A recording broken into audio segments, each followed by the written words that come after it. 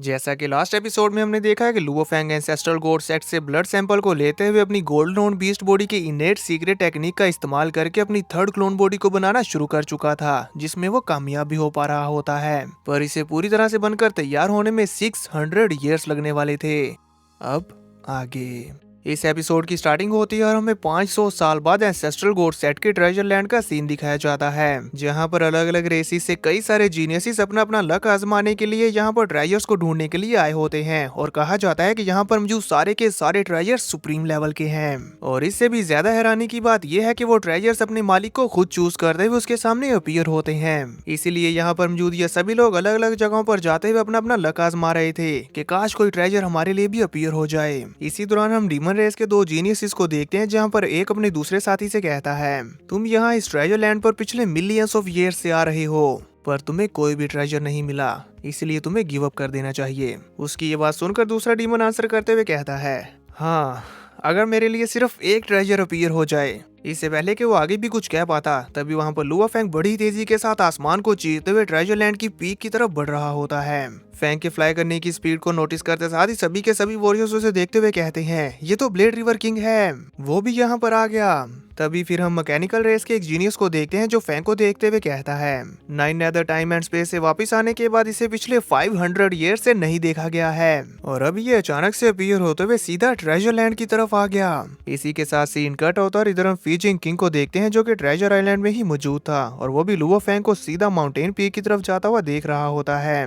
उसका एक साथी उसके करीब आते हुए उससे कहता है, ये ब्लेड रिवर किंग तो सीधा हाईएस्ट पीक की तरफ जा रहा है, इस ह्यूमन के सपने तो बहुत बड़े हैं। फीजिंग किंग, तुम्हें क्या लगता है, क्या वो ट्रेजर को हासिल कर पाएगा? इस पर तो फीजिंग किंग अपने साथी की बात सुनने के बाद लुओ फैंग की तरफ देखते हुए गुर्राने लगता है। तभी हम फैंग को देख पाते हैं, जो कि फ्लाई करते साथ साथ अपने मन में सोचते हुए हमें बताता है, मेरे थर्ड क्लोन को कंप्लीट होने में अब सिर्फ 100 ईयर्स बाकी बचे हैं, और पिछले गुजरे इन 500 सालों में मेरी स्पेस लॉ की अंडरस्टैंडिंग अब काफी ज्यादा तेजी के साथ बढ़ी है। इसीलिए मैं ब्रेक थ्रू करने से पहले ये ट्राई करना चाहता था कि क्या ट्रेजर लैंड पर कोई ऐसा ट्रेजर है जो एक वर्ल्ड मास्टर लेवल सक्सेसर के लिए छोड़ा गया हो और मेरे यहाँ पर आने से ट्रिगर हो जाए। ये सोचते साथ ही फिर फैंग ट्रेजर लैंड की एक जगह पर उतरकर खड़ा हो जाता है, पर उसके वहाँ पर खड़ा होने के बावजूद भी यहाँ पर कोई भी ट्रेजर ट्रिगर नहीं हुआ था। वह बाता भी इधर उधर देखते हुए ढूंढने की कोशिश करती है कि शायद कोई ट्रेजर ट्रिगर हुआ हो, पर उसकी उम्मीदों पर पानी फिर जाता है, इसलिए वो काफी निराश हो गई थी। पर फैंग उस पर ध्यान ना देते हुए आगे बढ़ते हुए दूसरी जगह को ट्राई करने लग गया था। फीजिंग किंग फैंग को अलग अलग जगहों को एक्सप्लोर करता हुआ देखकर मुस्कुराते हुए वहाँ से पीछे जाते हुए अपने साथियों से कहता है,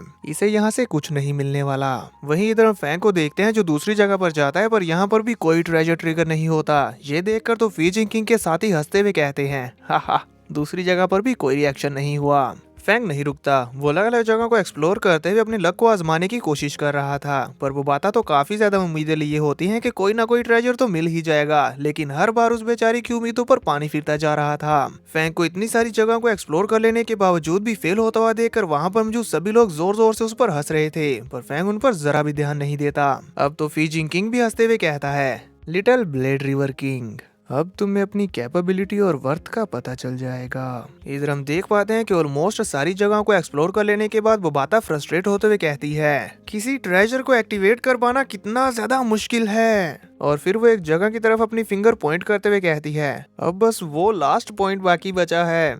इस पर फैंग उस जगह की तरफ आगे बढ़ते हुए वो बाता से कहता है, कोई बात नहीं, मैं बस अपना लक आजमा रहा हूँ। ये कहने के बाद फिर फैंग जैसे ही उस लास्ट बची हुई जगह पर लैंड करता है, तो फौरन से वहाँ पर ट्रेजर ट्रिगर हो चुका था। इसी के साथ उसके पाँव के नीचे मौजूद जमीन के अंदर से गोल्डन कलर की रोशनी निकलना शुरू हो जाती है। बाकी सभी जीनियस को भी इसका एहसास हो गया था। सबसे पहले हमें यहाँ पर फीजिंग किंग को दिखाया जाता है, जो फौरन से टेलीपोर्ट होते हुए कहता है, आखिर ये कैसे पॉसिबल है। उस ट्रेजर के सामने आने से पहले ही यहाँ इस ट्रेजर आइलैंड में मौजूद सारे के सारे जीनियस फैंग के उस माउंटेन पीक के आसपास आकर खड़ा होना शुरू हो जाते हैं। यहाँ फीजिंग किंग को तो अभी भी यकीन नहीं हो रहा था कि लुओ फैंग की वजह से ये ट्रेजर ट्रिगर हुआ होगा, इसलिए वो अपने साथियों से कहता है, ये जरूर कोई और होगा जिसके लिए ये ट्रेजर ट्रिगर हुआ है। इसके बाद फिर हमें उस माउंटेन पीक पर और भी वॉरियर्स को दिखाया जाता है, जिनमें से एक तो इस ट्रेजर के ओपन होने की वजह से काफी ज्यादा डर चुका था, इसीलिए वो ट्री के साथ चिपकता हुआ अपने आप को बचाने की कोशिश करने लग गया था।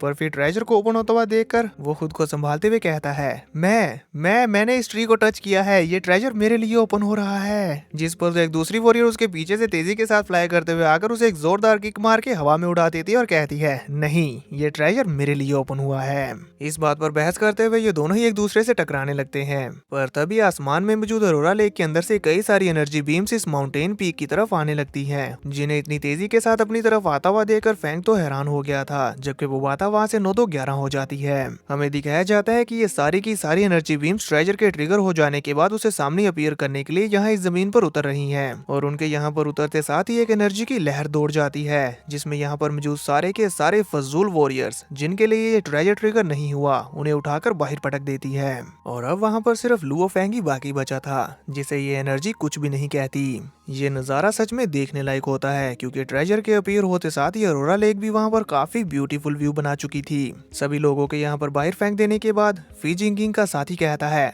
देखो, सिर्फ ब्लेड रिवर किंग अभी भी वहाँ पर बाकी बचा है। तभी फिर इधर हम फैंग को देख पाते हैं, जिसके आसपास अरोरा लेक की वो सारी की सारी एनर्जी फ्लो कर रही होती है, पर फैंग को उससे जरा भी इफेक्ट नहीं हो रहा था। इसलिए फैंग खुश होते हुए कहता है, तो इसका मतलब कि ये ट्रेजर अब मुझे बिलोंग करता है।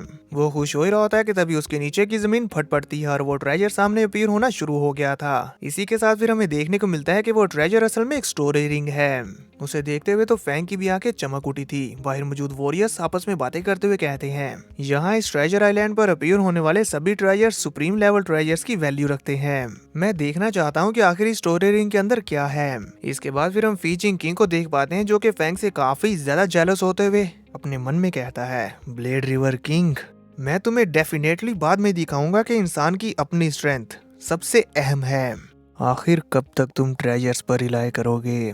इतना बोलकर वो वहां से मुंह मोड़कर चला जाता है। इधर हम फैंग को देखते हैं, जो कि उस स्टोरेज रिंग को अपने हाथ में लेते हुए अपनी स्पिरिचुअल पावर को डालकर चेक करने लगता है कि उसके अंदर क्या मौजूद है। हमें देखने को मिलता है कि वो स्टोरेज रिंग असल में वर्ल्ड रिंग होती है।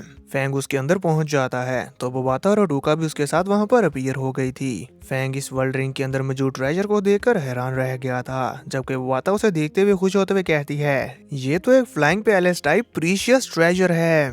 इस पर तो फैंग भी हैरानी के साथ कहता है, एक फ्लाइंग पैलेस टाइप, ये तो स्काई वुल्फ फ्लो लीडर के जैसा है। इस पर बोबाता उसे कहती है, करेक्ट। और फिर वो तेजी के साथ उसके करीब जाकर उसे नजदीक से देखने लगती है। साथ ही साथ वो फैंग को बताती है कि ये एक एंशिएंट शिप है जिसका नेम है सिल्वर फैंटम। ये कहते हुए वो इस शिप के साथ सेल्फी लेते हुए फैंग को आगे बताती है, ये एक टॉप क्लास हैवी ट्रेजर के लिए क्वालिफाइड है। जब तक तुम स्टार टावर को कंट्रोल करते हुए उस पर सफर करने के काबिल नहीं हो जाते, उससे पहले ये तुम्हारे लिए एक बेहतरीन स्पेसशिप होने वाली है और इससे तुम कहीं भी सफर करके जा सकते हो। ये कहते साथ ही फिर वो बात उस स्पेसशिप को अपने कंट्रोल में लेने के लिए उसे एक्सेस करने की कोशिश करने लगती है। वो स्पेसशिप एक्टिवेट तो हो जाता है, लेकिन बबाता उसे एक्सेस नहीं कर पाती और इसमें नाकामयाब हो गई थी। इसलिए वो बहुत ज्यादा हैरान होते हुए कहती है, क्या कनेक्शन फेल हो गया? तो अब वो जल्दी से फैंग के पास आते हुए उसे बताती है, इस एंशिएंट स्पेसशिप के पिछले ओनर ने इसकी एक्सेस परमिशंस के लिए इसके ऊपर एक पासवर्ड लॉक सेट किया है। अब सिर्फ मैं इसके सीक्रेट पासवर्ड को क्रैक करने के बाद ही इसकी एक्सेस परमिशंस को ओपन कर सकती हूँ,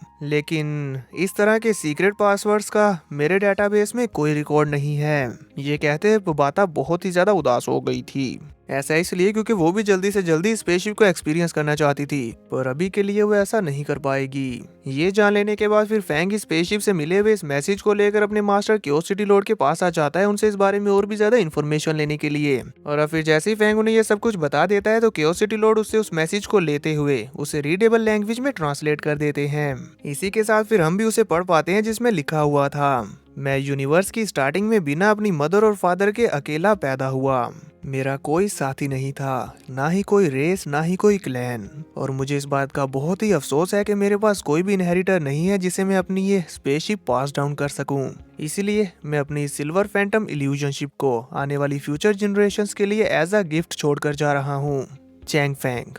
स्पेसशिप के ओनर के इस मैसेज को रीड करते साथ ही सिटी लॉर्ड कहते हैं, तो ये वो है। अब क्योंकि फैंग स्पेसशिप के ओनर के बारे में कुछ भी नहीं जानता था, तो इस मैसेज को रीड करने के बाद वो क्यूरियोसिटी लॉर्ड से पूछता है, ये सीनियर चैंग फैंग कौन है?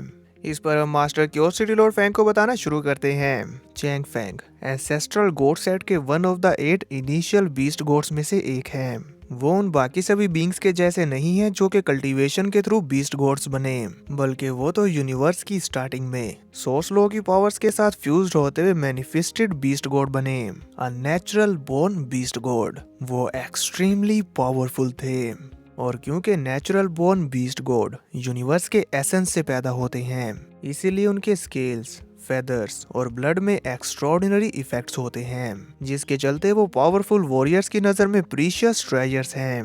तुम जो ब्लड लुओ क्रिस्टल्स यूज कर रहे हो वो भी नेचुरल बोर्न बीस्ट गॉड की छोड़ी हुई एनर्जी से ही बन रहे हैं। इस बात से ही तुम गेस कर पाओगे कि चेन फेंग की फेथ क्या रही होगी। इस पर तो लुओ फेंग भी हैरानी के साथ अपने मन में कहता है, ब्लड लुओ वर्ल्ड के बीस्ट गॉड को भी पावरफुल फाइटर्स ने घेर कर जान से मार डाला था, तो इसका मतलब कि सीनियर चेंग फेंग भी। इस पर मास्टर क्यूरियोसिटी लॉर्ड फेंग को कहते हैं वो काफी लंबे समय पहले ही मारे गए थे। इस पर तो गुस्से में फेंग अपने पंच बनाते हुए कहता है, even natural born beast god होने के बावजूद भी वो यूनिवर्स के लॉ ऑफ सर्वाइवल से नहीं बच सके, जहां ताकतवर कमजोर को खा जाता है। उसकी ये बात सुनकर मास्टर क्यूरियोसिटी लॉर्ड फेंग की तरफ पलटते हुए उससे कहते हैं, हम ह्यूमंस के लिए भी ये सेम है। लुओ फेंग, तुम हमारी रेस के फ्यूचर पिलर हो और हमारी रेस को प्रोटेक्ट करने के लिए तुम्हें अपनी स्ट्रेंथ को इंश्योर करना होगा। मैं जानता हूँ कि अभी तुम अनडैंग लेवल पर ब्रेक थ्रू करने के काफी करीब हो, लेकिन सिर्फ पहले तुम अपने लाइफ जीन लेवल को बढ़ाने के बाद ब्रेक थ्रू करते हुए हाईएस्ट स्टार्टिंग पॉइंट पर खड़े हो पाओगे। फेंग को मास्टर की बात अच्छे से समझ आ गई थी कि पहले उसे अपने लाइफ जीन लेवल को बढ़ाना है, उसके बाद अनडैंग लेवल पर ब्रेक थ्रू करना है। वो भी इतना सोच ही रहा था कि तभी मास्टर क्यूरियोसिटी लॉर्ड उसे कुछ ट्रेजर्स देते हुए कहते हैं, यह है बीस्ट गॉड ब्लड। इस ब्लड का हर एक कतरा 100 ब्लड लुओ क्रिस्टल्स को रिफाइन करके बना है। इस पर तो फेंग चौंकते हुए कहता है, 100 ब्लड लुओ क्रिस्टल्स? और फिर वो जल्दी से उस ब्लड को देखने लग गया था। तभी मास्टर आगे बताते हैं, ब्लड लुओ क्रिस्टल्स के मुकाबले में बीस्ट गॉड ब्लड की पावर को एब्जॉर्ब करना आसान है। और फिर वो बताते हैं कि ऑर्डिनरी ह्यूमन वॉरियर के लाइफ जीन लेवल की मैक्सिमम 100 टाइम उसकी लिमिट होती है। लुओ फेंग, मुझे उम्मीद है कि तुम इस लिमिट से कहीं ज्यादा आगे बढ़ सकते हो। यहाँ हम देख पाते हैं कि अपने मास्टर की बात सुनने के बाद और बीस्ट गॉड ब्लड को देखते हुए फेंग काफी ज्यादा हैरान हो रहा था, पर फिर वो मास्टर की बात पर यस करते हुए उन्हें रिस्पेक्टफुली ग्रीट करता है। इसी के साथ उसे एहसास होता है कि उसके इनर वर्ल्ड के अंदर उसकी थर्ड क्लोन बॉडी का एग हैच होने वाला है। इससे तो वो बहुत खुश हो गया था। और फिर नेक्स्ट सीन में हमें दिखाया जाता है कि लुओ फेंग अपने इनर वर्ल्ड में मौजूद है और उसकी गोल्डन हॉर्न बीस्ट बॉडी, मूशा बॉडी और उसकी ह्यूमन बॉडी भी यहाँ पर है। फेंग अपने सामने मौजूद इस थर्ड क्लोन के एग को देखते हुए कहता है, मेरा ये थर्ड क्लोन जल्दी ही पैदा होने वाला है। हमें देखने को मिलता है कि उस एग के अंदर बहुत ज्यादा क्रैक्स आने लग गए थे और इस एग का साइज काफी ज्यादा मैसिव होता है। फेंग उस एग को इस तरह से हैच होता हुआ देखकर अपने मन ही मन कहता है, मेरी इस थर्ड क्लोन बॉडी का वॉल्यूम कितना ज्यादा बढ़ता जा रहा है। क्या पैदाइश के वक्त ऐसा हो सकता है? देखने में लग रहा है कि ये पहले ही एक समंदर है।